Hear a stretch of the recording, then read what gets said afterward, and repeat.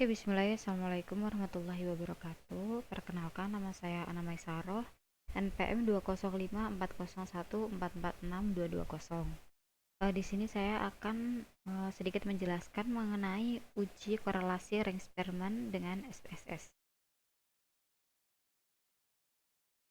Nah, konsep dasar dari uji korelasi Ring-Spearman itu yang pertama merupakan bagian dari statistik dan parametrik, yaitu tidak memerlukan asumsi normalitas dan linearitas.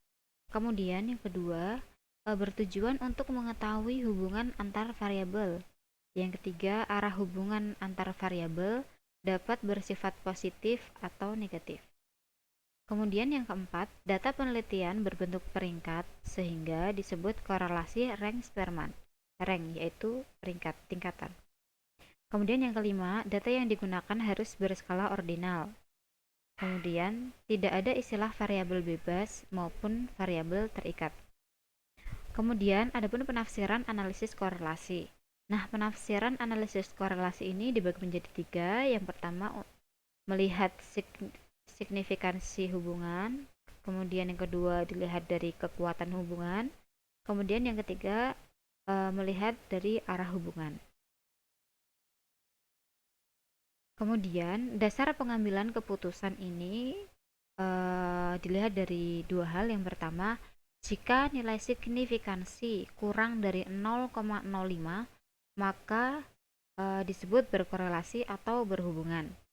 Kemudian, jika nilai signifikansi lebih dari 0,05, maka dianggap tidak berkorelasi atau tidak berhubungan.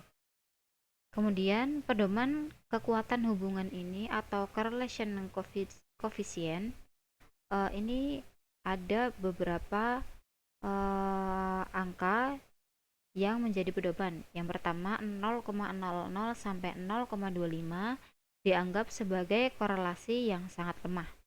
Kemudian yang kedua, apabila angka 0,26 sampai 0,50 dianggap sebagai korelasi yang cukup. Dan jika 0,51 sampai 0,75 dianggap sebagai korelasi kuat.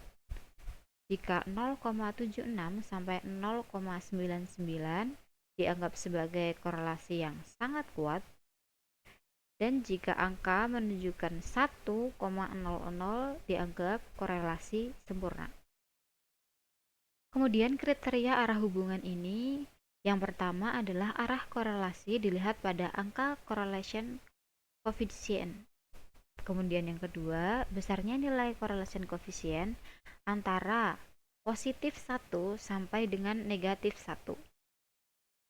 Lalu nilai correlation coefficient bernilai positif, maka hubungan kedua variabel searah.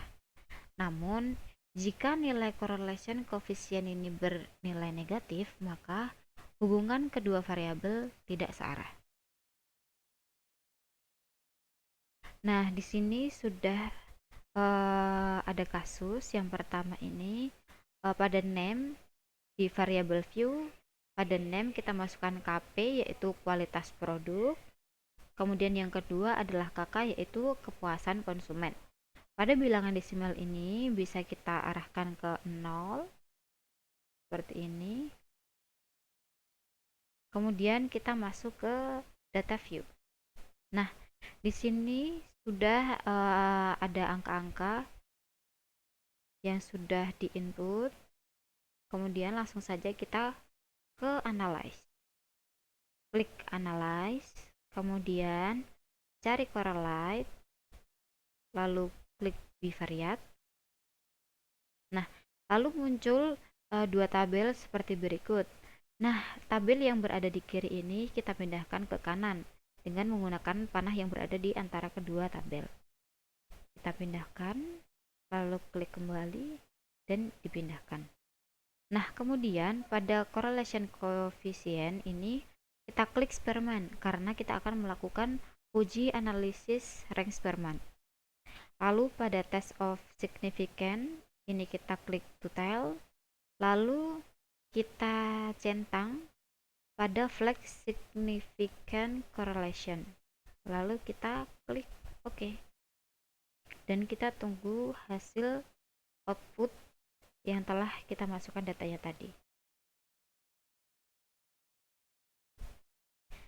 Nah, ini adalah hasil yang setelah kita masukkan data yang sebelumnya. Untuk memaknai hasil output dan uji hipotesisnya supaya lebih mudah dipahami, maka interpretasi output ini itu dibagi menjadi 3 tahap interpretasi. Yang pertama yaitu melihat signifikansi hubungan, yang kedua melihat kekuatan hubungan, yang ketiga adalah melihat arah hubungan. Nah, yang pertama dilihat dari signifikansi hubungan. Nah, berdasarkan pada output tersebut diketahui nilai signifikansi atau sigduatile ini menunjukkan angka 0,02 yang berarti dia lebih kecil atau kurang dari 0,05. Maka artinya ada hubungan yang signifikan antara variabel kualitas produk dengan kepuasan konsumen. Nah, yang kedua dilihat dari tingkat kekuatan atau keeratan hubungan antara variabel kualitas produk dengan kepuasan konsumen. Nah, dari output SPSS ini didapatkan angka koefisien korelasi sebesar 0,838. 0,838 yang artinya tingkat kekuatan hubungan korelasi antara variabel kualitas produk dengan kepuasan konsumen adalah sebesar 0,838 atau sangat kuat. Nah, kemudian dilihat juga dari arah atau jenis hubungan variabel kualitas produk dengan kepuasan konsumen, yaitu angka koefisien korelasi pada hasil bernilai positif, yaitu 0,838, sehingga hubungan kedua variabel tersebut bersifat searah. Jenis hubungan searah. Dengan demikian dapat diartikan bahwa semakin meningkatnya kualitas produk, maka akan meningkatkan kepuasan konsumen. Seperti itu. Nah, jadi kesimpulannya dengan demikian maka dapat disampaikan bahwa H0 ditolak dan H diterima.